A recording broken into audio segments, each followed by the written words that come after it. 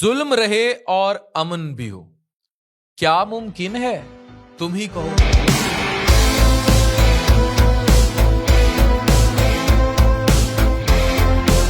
मुसलमानों, ट्रंप का 20 नुकाती एजेंडा अब गाजा की एक ऐसे सोल्यूशन की तरफ है जो शायद गाजा वालों को कबूल ना हो। इतनी शहादतें, इतना जुल्म जो तारीख में बहुत कम देखा गया और मॉडर्न तारीख में तो देखा ही नहीं गया। अब तमाम मुस्लिम रियासतों पर ऐसा दबाव डाला गया है, पूरी दुनिया में ऐसा जंगी माहौल बनाया गया है, इंडिया पाकिस्तान समेत कतर पर अभी हमला कर दिया गया और कतर बाद में माफी पर चुप भी कर गया। ये अरबियों की गैरत है। अब जो प्लान है उसके सामने ट्रंप सबके घुटने टेकने पर उन्हें मजबूर कर रहा है, एक सालिस का किरदार अदा कर रहा है, लेकिन असल में नेतन्याहू वाली पॉलिसी है जो इंप्लीमेंट की जा रही है। क्या अमन बिना मजलूम की आवाज सुने मुमकिन है? ये जो वीडियो है ये मेरे रिसर्चर्स ने तैयार की है, जिसमें मिलिट्री एनालिस्ट और बहुत सारे ऐसे इंटरनेशनल अफेयर्स पर अबूर रखने वाले लोग हैं। ये डाटा मैं आप तक पहुंचा रहा हूं, फिर आपने सोचना है क्या सही है क्या गलत है। 2 साल की जंग, 66,000 से ज्यादा जिंदगियां निगल ली हैं, लाखों लोग बेघर हैं, टोटल तबाही है। और अब ट्रंप को ये 20 नुकात याद आ रहे हैं। वो जब कतर पर हमला हुआ, जब पाकिस्तान और सऊदी अरब का आपस में डिफेंस पैक्ट जो है वो साइन हुआ, अब अमन प्लान और अमन का नोबल इनाम ट्रंप लेना चाहते हैं। लेकिन इसको बिल्कुल गैर सियासी तौर पर कुछ हकाइक मद्देनजर रखते हुए प्लीज इस चीज को समझिए कि हमारा बीइंग मुस्लिम स्टैंड आउट क्या है और कायदे आजम क्या कह गए थे और असल में होने क्या जा रहा है। इसराइली लीडरशिप ने इसको अपना फतह का झंडा बनाया है कि ये हमारी फतह हो गई है, मुस्लिम रियासतें कमजोर हैं। अब अगर हम सिर्फ कहें कि जी पाकिस्तान क्यों इस तरह कर रहा है, तो फिर ये सवाल सऊदी अरब से भी होना चाहिए, कतर से भी होना चाहिए, दुबई से भी होना चाहिए। कतर से माजरत की और दुनिया ने खामोशी से कतर पर हुए हमले को भी बर्दाश्त कर लिया, और अरब दुनिया ने स्पेशली। ट्रंप का 20 नुकाती अमन मंसूबा देखने में जंग बंदी है। गजा जो है उसमें टोटल किसी किस्म की मिलिट्री इन्वॉल्वमेंट नहीं होगी, लेकिन अगर गौर से देखा जाए तो इसमें आज़ाद फ़लस्तीनी रियासत का जो वादा है वो पूरा नहीं किया गया। उन्हें हक़ खुद इरादियत नहीं दिया गया, बिल्कुल वैसे जैसे आज तक यूनाइटेड नेशंस के चार्टर के मुताबिक भारत ने कश्मीर को हक़ खुद इरादियत नहीं दिया कि वो फैसला करें वो क्या चाहते हैं। वो पाकिस्तान चाहते हैं, वो इंडिया चाहते हैं, या खुद मुख्तार रियासत चाहते हैं। फ़लस्तीनियों को भी मर्जी थोपी जा रही है। वाइट हाउस में नेतन्याहू ने इस मंसूबे की हमायत कर दी, मगर जो अपना उसका मीडिया, यहूदी मीडिया हेब्रू में जब गया तो उसने साफ साफ कहा कि फौज पूरे गजा से नहीं निकलेगी और इसे हमारी फतह करार दिया जाए। और उसने कहा कि हम तो जंग जीत गए हैं। यानी एक ही मंसूबा दुनिया को अमन का नाम पर बेचा जा रहा है, लेकिन यहूदी उसको अपनी यहूदी रियासत के फैलाव और बर्तरी के तौर पर उसको जान रहे हैं। अच्छा, कतर एक तरफ ट्रंप को तोहफे देता है तैयारों के, दूसरी तरफ कतर पर हमला हो जाता है और बाद में माफी मंगवाई जाती है नेतन्याहू से। आपको नहीं लगता कि जो बात करते हैं उससे फिर जाते हैं? इसी तरह पाकिस्तान को भी माजी में बहुत जगह टिश्यू पेपर की तरह इस्तेमाल किया गया। जब इन्हें हमारी जरूरत थी तब ये हमें हर तरह से ये आंखों पर बिठा लेते हैं, और जब इन्हें हमारी जरूरत नहीं होती तो फिर ये हम पे IMF और हर तरह का प्रेशर डालते हैं। ऐसे ही प्रेशर इन्होंने अरबी रियासतों पर भी डाल रखे हैं, और उनकी बादशाही निज़ाम, उनकी हुकूमतें, वो भी अमेरिका के आगे घुटने टेकने पर मजबूर हैं। सिमिलरली अमारात में भी ये चीज़ें पूरी दुनिया में यहूद और ये हनूद लॉबी को मजबूत करती हैं, और ये इस कदर मजबूत हो चुके हैं कि किसी तौर हम इनके आगे ना नहीं कर सकते। अरबियों की जरूरत नहीं है। अब ये सियासी जीत तो है, लेकिन मजलूम यहां पिस रहा है। इसका हम थोड़ा सा पोस्टमार्टम करते हैं। इसी दौरान पाकिस्तान, मिस्र, तुर्की, कतर, अमारात, अब आप देखिए सारे ताकतवर मुल्क हैं। स्पेशली अमारात और कतर को देखिए, ये इन जैसे मुल्कों ने आज़ाद फ़लस्तीनी रियासत और बैतुल मुकद्दस को दारुल हुकूमत मानने की बात की है, लेकिन ग्लोबल सियासत, मफाद और दबाव के सामने ये असूली पोजीशन अब कमज़ोर है। 20 नुकात के सामने कुछ ज़राए ये भी कहते हैं कि नेतन्याहू सख्ती दिखाकर अपनी बारगेनिंग पोजीशन मजबूत कर रहा है ताकि पहले मुस्लिम कंट्रीज उसको तस्लीम करें। एक मुआहिदा है अब्राहम अकॉर्ड्स, अब्राहम अकॉर्ड्स भी कहते हैं इनको। ये जो अब्राहम अकॉर्ड्स है, ये एक्चुअली ये मुआहिदा है कि अरब रियासतें और उसके साथ साथ जुड़ी फिर मुस्लिम रियासतें पाकिस्तान जैसे, वो इसराइल को तस्लीम कर लें। यानी जो आपका पासपोर्ट है जिस पर लिखा हुआ है कि इसराइल पर आपको यहां से इस पे जाने की इजाजत नहीं, तो हमने उसे तस्लीम नहीं किया हुआ। अब जब दो रियासती मंसूबा इस अमन के मंसूबे के साथ लिंक होगा तो कहीं हम उसको तस्लीम करने जा रहे हैं। अब ये बहुत बड़ा सवाल है।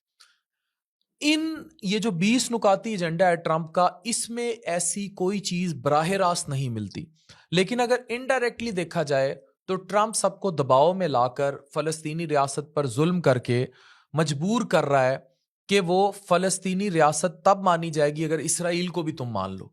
तो इसराइल को तस्लीम करने और बाद में वो फलस्तीनी रियासत पर हम तैयार हो जाएंगे सारे, और एक ऐसी चाल चली जाएगी कि जो फलस्तीन, एक कमजोर सा फलस्तीन इसराइली रियासत के अंदर एग्जिस्ट करता होगा, लेकिन जितने अरब ममालिक हैं बाशमूल पाकिस्तान जो एक्सटेंशन है सऊदीया के थ्रू, हम भी तस्लीम कर चुके होंगे। तो ये इनडायरेक्टली ये 20 नुकात क्या मैसेज दे रहे हैं, ये अब आपने खुद फैसला करना है। पाकिस्तान के लिए बहुत नाजुक सूरत हाल है, क्योंकि पाकिस्तान के अंदर एक बड़ी अक्सरियत जो है इस बात को अपोज करती है और वो किसी तरह यहूदी रियासत को मानने को तैयार नहीं। दूसरी तरफ कुछ मुबस्सिरीन ये भी कहते हैं कि अगर पाकिस्तान और अरब रियासतें इस 20 नुकाती एजेंडे की हमायत कर रही हैं तो उसमें एक बड़ा एजेंडा अमन का है, यानी कि किसी भी तरीके सीज फायर हो जाए, जंग बंदी हो जाए, नहीं तो वो मारते चले जाएंगे। और कोई सोल्यूशन नजर नहीं आ रहा, लेकिन इस सोल्यूशन का अल्टीमेट हल यही है कि हम यहूदी रियासत को भी तस्लीम करें। अब एक और बहुत बड़ी बहस है पाकिस्तान में। तारीखी रिकॉर्ड को देखा जाए तो कायदे आजम मोहम्मद अली जिन्ना का दिसंबर 1947 का खत बहुत अहम है, जो उन्होंने प्रेसिडेंट ट्रूमान को लिखा था। उस खत में जिन्ना ने फलस्तीन की तकसीम और दो रियासती फार्मूले को गैर मुनसिफाना, गैर कानूनी और नाकाबिले अमल करार दिया था। उन्होंने कहा यह फैसला मुस्लिम दुनिया के लिए शदीद सदमा है, ये यूनाइटेड नेशंस के चार्टर की हदूद की तजावुज कर रहा है उसको, और लीगली इनवैलिड है। अरब अवाम की मर्जी के खिलाफ तकसीम इखलाकी और सियासी तौर पर नामुमकिन है। यहूदी और ग्लोबल अमन दोनों खतरे में। जिन्ना ने अमेरिकन नेशन के इंसाफ के जज्बे को एड्रेस करके अपील की कि अरब हकूक का तहफ़्फ़ुज़ करें और ट्रूमैन से कहा कि सही लीडरशिप दिखाएं। मगर जनवरी 1948 में सिर्फ एक रस्मी जवाब आया और मई 1948 में इसराइल कायम हो गया।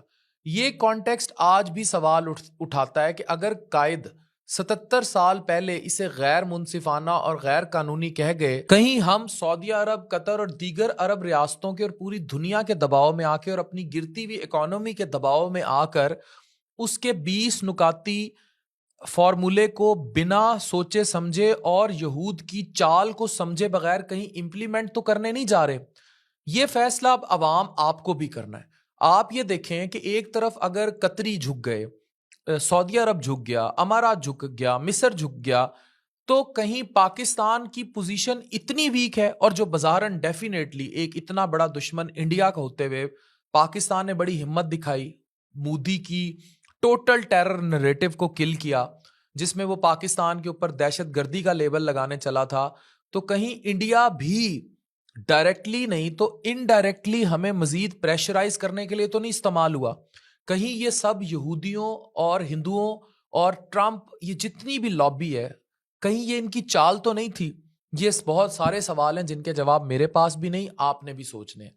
इसी बैकड्रॉप में सामने आया एक जुरतमंद कदम, ग्लोबल स्मूथ फ्लोटीला। ये 47 तकरीबन 50 के करीब कश्तियों का काफिला है।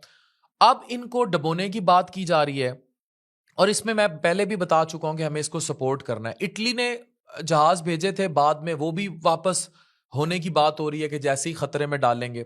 अब इनके लिए खतरनाक बातें हैं। इसराइल ने कहा है कि वो किसी भी वक्त कश्तियों को रोक सकता है। 600 पुलिस, और ये इतलात भी हैं कि इनको घेरे में ले लिया गया है।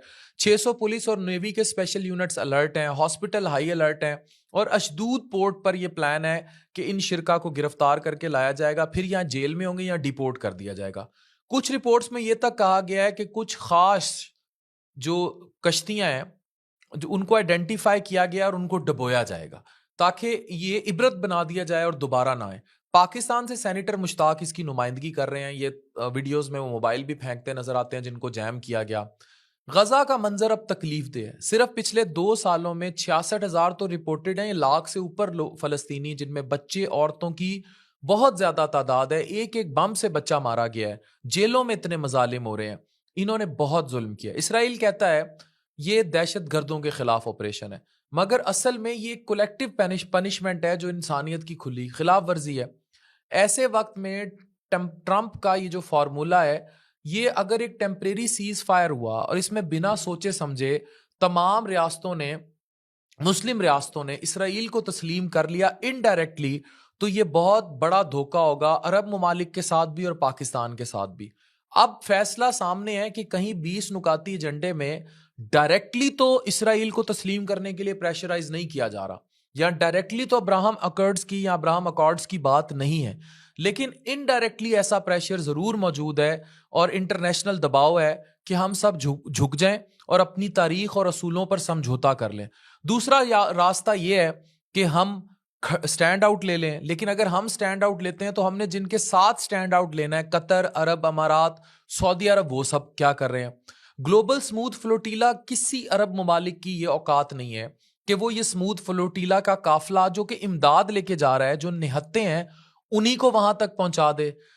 तो ये सब चीजें जो हैं बहुत परेशान कुन है। और इससे नजर यही आता है कि मुस्लिम उम्मा का जो आपस में इख्तलाफ है, चाहे वो सऊदीया ईरान की सूरत में हो या किसी भी सूरत में हो, उसने आज इन कुफार को इतना ताकतवर कर दिया है कि मुसलमान कहीं के नहीं रहे और सब अपने अपने मफादात, अपनी अपनी मजबूरियों के तहत दब गए हैं। और इसमें किसी एक मुल्क पर इल्जाम लगाना भी मुनासिब नहीं होगा। इसमें पहला सवाल अरब के ममालिक से होना चाहिए, जो बराह रास्त, स्पेशली सऊदी अरब और कतर और अमारात, जो बराह रास्त इस पूरी डील में और ट्रंप को सपोर्ट करने में इन्वॉल्व रहे, जहां के ट्रंप ने दौरे किए, जहां के त्यारे उनको गिफ्ट किए गए। और मैं फिर कहूंगा कि अमन तब भी होगा जब मजलूम की आवाज सुनी जाएगी, उसके हकूक तस्लीम किए जाएंगे, उसकी राय जानी जाएगी और गाजा का फैसला सिर्फ गाजा के लोग करेंगे। ये बहुत अहम बात है और इस सारे पीस प्रोसेस में इसी बात पर तवज्जो नहीं दी गई। आप क्या कहते हैं? एक हो मुस्लिम हरम की पासबानी के लिए नील के साहिल से लेकर ता बखा के काशगर, यहां क्या होने जा रहा है? Please comment. डॉक्टर फान कैसर साइनिंग ऑफ।